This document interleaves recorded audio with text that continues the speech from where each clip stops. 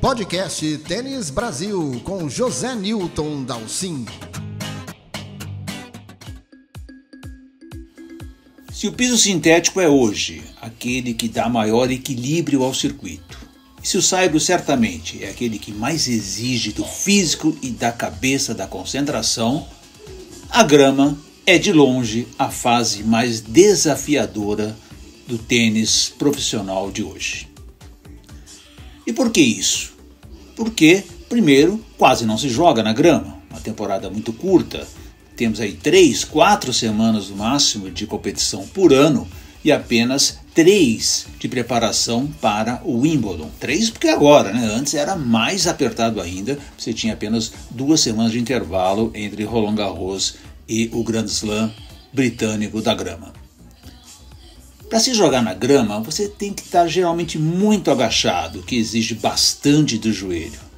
O piso é escorregadio, ele tem um problema que às vezes você não percebe, mas tem um reflexo da luz que na grama incomoda os jogadores. Você pode até observar ali que na arquibancada muita gente usa óculos escuros para assistir as partidas.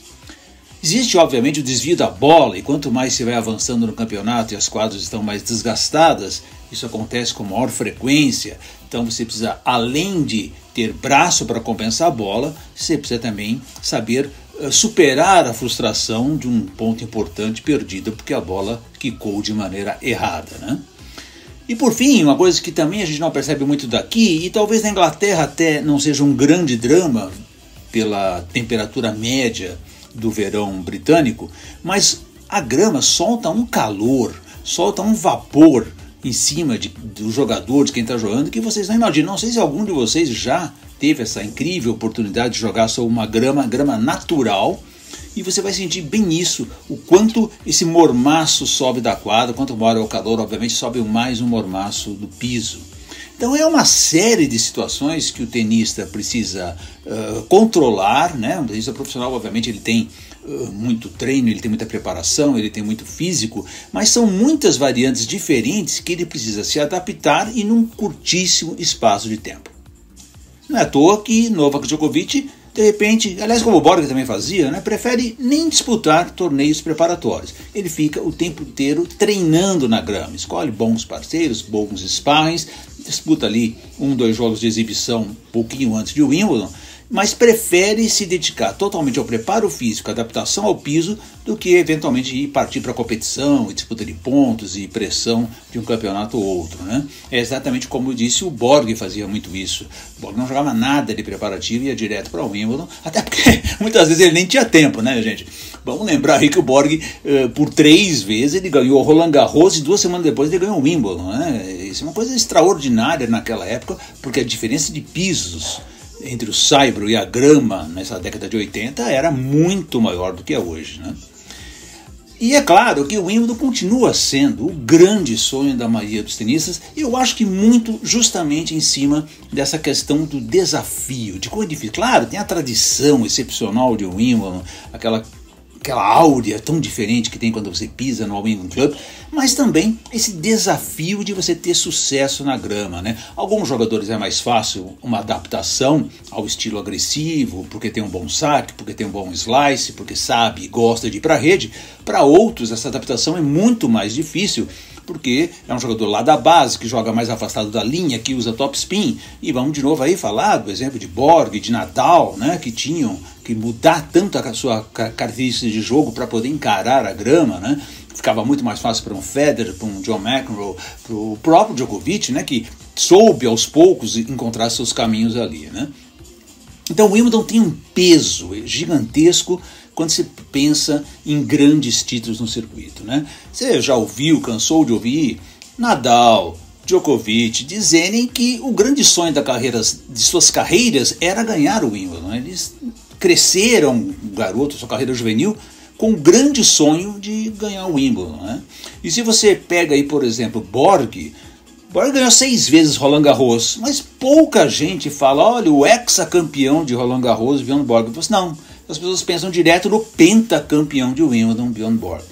Então é um torneio que realmente tem um peso muito diferenciado. Jogadores realmente se lutam com uma força maior do que o normal para conseguir superar esse enorme desafio que é jogar na grama e especialmente o Wimbledon. Como eu falei, para jogar um pouquinho para a situação de hoje, né? Hoje existem 3 semanas de intervalo entre o Saibro e o Wimbledon, então a ATP e a WTA conseguiram incluir uma semana a mais nessa preparação. O masculino, por exemplo, tem 2 500 que foram realizados na semana passada, Halle e o tradicionalíssimo torneio de Queens, que são muito bons preparatórios, e o feminino colocou um 500, né, que é Eastbourne, muito perto, aliás, na semana anterior ao Wimbledon, uma coisa assim meio um pouco apertada, né? Mas como o feminino se disputa sempre em melhor de 3 sets, né? Muitas jogadoras vão avançar em 2 sets, esse desgaste é menos problemático do que o homem, que sabe que quando chegar o Wimbledon vai ter que jogar muito provavelmente, muitas vezes, 4 ou 5 sets sobre essa grande pressão, né? E se a gente olhar o que aconteceu essas últimas semanas na grama holandesa, alemã, britânica, né, que são os 3 países que hoje conservam quadros de grama, agora nós temos inclusive essa semana agora na Espanha também, né, Maiorca já há uns 2, 3 anos faz seu torneio de grama, são os poucos países que preservaram essa cultura da grama. Nós tivemos até um retrato bastante interessante do que aconteceu e do que pode acontecer em Wimbledon, nesses torneios tão complexos de grama, né? Vemos aí grandes surpresas na área masculina, né? O Alexander Bublik ganhou Halle, um ATP 500, um título importantíssimo. É um jogador que obviamente tem um estilo muito próprio, né, para essas quadras mais velozes, saca muito bem, adora jogar na rede, tem toque, é um jogador muito cheio de recursos, né? E vimos aí, por exemplo, uma final toda britânica em Birmingham, né? Quer dizer, um torneio importante, um 500, um 250 que a Bia até havia ganhado ano passado, e dessa vez viu uma final entre 2 britânicas, uma coisa assim muito pouco usual, né? Vimos decepções de jogadores que estão aí na ponta do ranking, brigando por posições do qual você imagina que vão se sair bem, Tsitsipas, Taylor Fritz, o Medvedev, que não tem um estilo tão próprio, mas o ano passado jogou bem na grama, né? Foi aí 2 finais no ano passado. Jannik Sinner, que tinha feito um Wimbledon espetacular no ano passado, quase complicou a vida de Djokovic, foi ao 5º set com o Djokovic. Esses jogadores e o próprio Nick Kyrgios, finalista do ano passado em Wimbledon, mas com o eterno problema de joelho, foram, para citar apenas aqui 5 nomes muito rapidamente, que decepcionaram desse preparativo, né? Não conseguiram grandes resultados, grandes vitórias, ficaram pelo caminho e já se coloca aí uma grande dúvida do que eles podem fazer lá, né? O próprio Carlos Alcaraz, que ganhou em Queens, retornou ao número 1 do mundo, né? Finalmente ganhou seu primeiro torneio na grama. O Alcaraz, que não esconde de ninguém que o grande sonho da sua vida é ganhar o Wimbledon também. Vocês devem se lembrar que a primeira partida do Alcaraz lá em Queens foi por muito pouco que ele não ficou na primeira rodada, né? Que ele já perdeu logo de cara, demorou demais para achar o caminho ali na grama. Depois acabou embalando, pegou aí uma sequência de jogos sem perder sets, fez uma ótima final contra o Alex de Minaur. O de Minaur, que ele é um jogador que também você precisa sempre ficar meio atento, né? Não tem um grande saque, mas ele é um australiano é sinônimo de grama, né? E ele se adapta muito bem ao piso, né? Joga agachadinho, pega a bola na subida, bate muito bola reta, né? Então mesmo sem um grande saque, com poucas aventuras ali na rede, o de Minaur é o típico jogador que consegue se virar bem na grama, né? Tudo isso falando porque a gente tem que mirar que agora, sexta-feira, é o sorteio da chave de Wimbledon. O sorteio da chave sempre é uma coisa importante, embora eu veja aqui, olhando o ranking, olhando a situação das cabeças de chave do que deve acontecer, olha, eu acho que Alcaraz e Djokovic muito dificilmente vão ter uma surpresa grande, porque nós não vemos aí, principalmente entre os 8 principais cabeças, nenhum grande jogador com capacidade de lhe causar problemas. Eu vou dizer assim, olha, exceção do Andrei Rublev, que, por incrível que pareça, não é um jogador também de rede, é um jogador que fica muito no fundo da quadra, mas ele sempre se adapta bem à grama, né? Você vê, vai 2 finais em Halle que é uma grama mais veloz que a da Inglaterra, e ele sempre se sai bem, 2 finais aí, jogando direitinho, bate muito pesado na bola, devolve muito bem. consegue soltar os seus golpes de fundo, que na grama viram um tiro, né? Falta ele, obviamente, um pouco mais de aventura na rede, mas o Rublev, eu acho que desses nomes todos que estão hoje no top 10, eu diria que talvez fosse a maior ameaça para um dos cabeças de chave, dos grandes nomes que são cabeças de chave, né? Porque os outros, nós estamos falando de Medvedev, Tsitsipas, o próprio Sinner que se machucou, não sabe se joga, se não joga, Casper Ruud é cabeça 4 do campeonato, Casper Ruud que é um jogador tipicamente de saibro, tomara a Deus que ele surpreenda na grama, mas sequer jogou um único torneio na grama, quer dizer, não fez nada, a gente não sabe o que ele vai aprontar, e não é dono de golpes poderosos, né? Então, fica muito difícil para mim imaginar que Alcaraz e Djokovic possam ter alguma grande surpresa entre esses nomes pesados. Mas vejam só, como eles são cabeças de 1 a 4, eles podem cruzar nas oitavas de final com os cabeças que estão abaixo do 13 ao 16. E essa turminha tem justamente os nomes perigosos, como acabei de falar, o Alex de Minaur, mas também o Cameron Norrie, britânico, canhoto na grama é um problema. Lorenzo Musetti, que é um italiano cheio de habilidade, um slice muito poderoso, gosta de jogar na grama, é muito solto, pode aprontar, até jogou bem essa semana. E o Bernard Choric, que não foi bem, mas é o cara que já ganhou o campeonato em grama, né? Já ganhou o Rally em grama, né? Um título importantíssimo. Então, as oitavas de final podem até talvez ter um probleminha maior, né?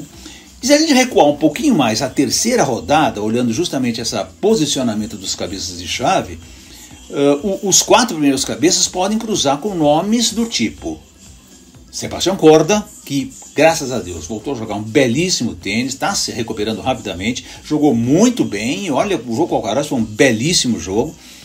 O próprio Bublik, né, o campeão, esse holandês Talon Grexpoor, que ganhou Hertogenbosch, joga super direitinho na grama, jogador muito perigoso se ele estiver no dia inspirado, e claro, tá o Kyrgios nessa posição, embora a gente não saiba qual a condição do Kyrgios hoje.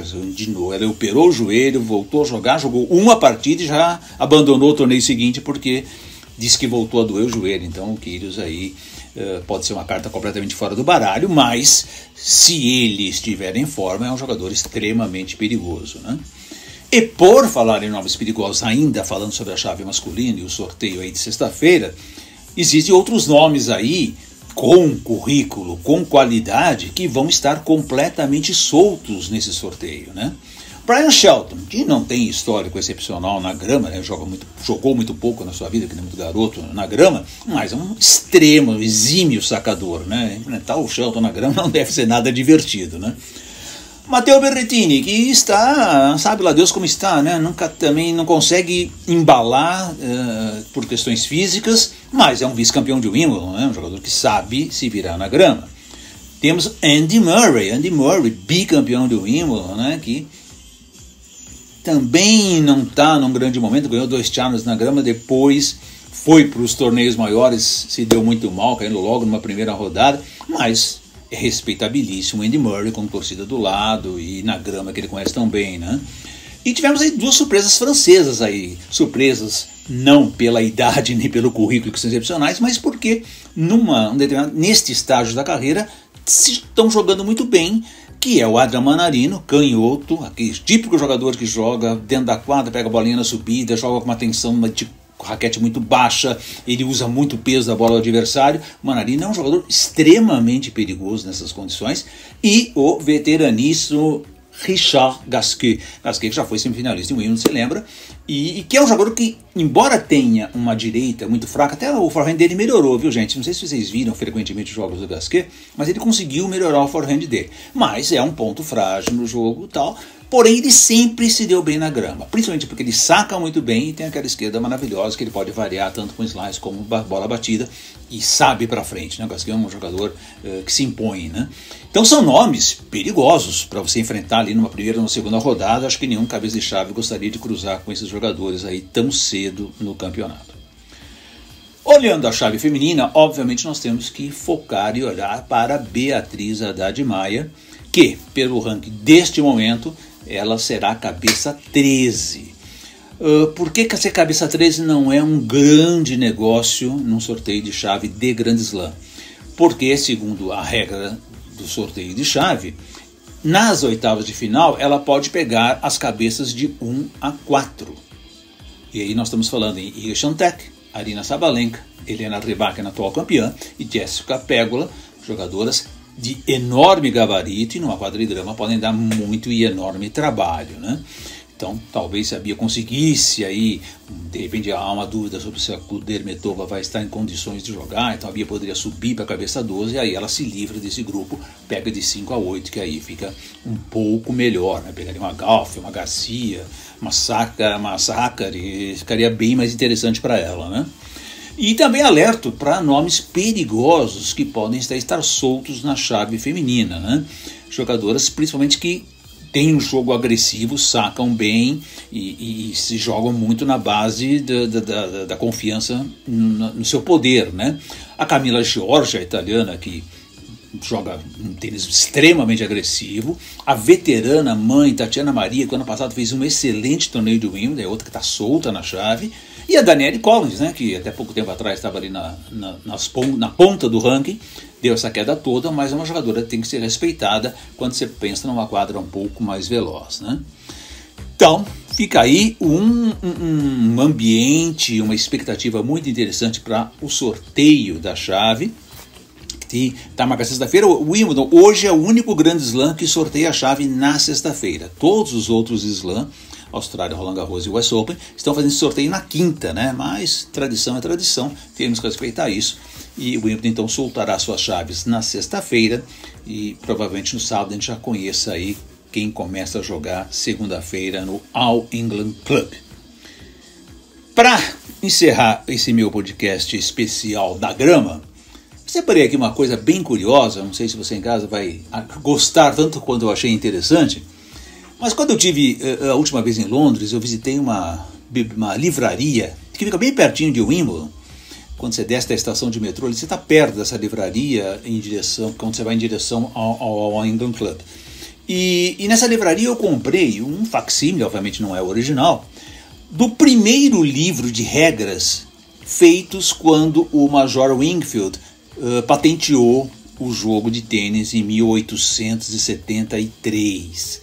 Apenas para você recordar aqui comigo bem rapidinho, em 1858 é dado agora oficialmente que o tênis foi criado, né? Foi criada a primeira versão do tênis chamado tênis real, né? Que é aquele tênis mais antigo nos corredores de palácio, tal, que migrou para um local aberto para as quadras de grama, né? Então o Major Game e um espanhol chamado Pereira, eles fizeram essa adaptação do tênis para a quadra de grama, chamaram inclusive esse jogo de pelota, né? Que não vamos confundir com pelota basca, que também é um jogo espanhol, e chamaram de pelota, e hoje são reconhecidos como tendo sido realmente os reais criadores dessa versão moderna, que hoje depois ficou conhecido como lawn tennis, né? O tênis de chão, tênis de grama, em 1858. Mas o Major Wingfield, como eu disse, foi muito mais esperto e ele patenteou um jogo que ele chamou com nome grego, né, com um termo grego chamado sfairistike, e esse nome grego com que ele lançou uma caixinha em 1873. Essa caixinha continha 4 raquetes, bolas, fita para marcar quadra e rede. E com isso ele realmente foi a grande posição histórica do Wingfield, na minha opinião. Ele conseguiu popularizar o tênis. Só para vocês terem uma ideia, só nesse ano de 1874, quer dizer, no primeiro ano em que ele patenteou e começou a vender essa caixa com essa configuração do jogo de tênis, que você poderia ir lá montar no seu quintal, tendo um piso liso, era simplesmente chegar lá e montar tudo e jogar. E só nesse ano de 1874 ele exportou essa caixinha para Estados Unidos, Alemanha, Canadá, Austrália, Índia, muitos desses são concessões britânicas, mas também Rússia, China, Suíça, Grécia, além de França e África do Sul. A África do Sul também sempre foi um país com uma orientação britânica, né? Então ele exportou para todos esses países, vocês estão vendo aí, 4 cantos do mundo, a sua caixinha de sfairistike, que até no próprio livro ele já cita isso como tênis, né? Existe uma citação ali que ele permite se chamar isso de lawn tênis porque ele sabe, bem rapidamente ele entendeu que esse nome grego não ia pegar, né? Mas o que é bem curioso nesse livrinho de regras, estou te falando que é um facsímile original das regras do tênis do Major Wingfield de 1874, a gente tem apenas 12 regras. Quer dizer, ele tentou simplificar ao máximo o jogo para que as pessoas pudessem se divertir, porque a ambição ali do jogo era a diversão, né? Principalmente a diversão da aristocracia britânica, que estava cansada de jogar cricket, que é um jogo chato, complicado, tal, queria um esporte mais dinâmico, mais divertido, diferenciado, e aí foi todo o sucesso do tênis, né? Do lawn tennis. Então eu separei aqui só rapidamente umas curiosidades sobre essas 12 regras, e vocês veem que muitas delas ficaram, são permanentes, são perenes, ficaram até hoje, valem até hoje para o jogo de tênis, né? A regra número 1, por exemplo, dizia que o tênis podia ser jogado em 2 ou 4 jogadores, portanto já prevendo o jogo de duplas, né? A regra número 2 diz que o saque só seria válido se lançado com a mão esquerda. Literalmente está escrito isso, com a mão esquerda.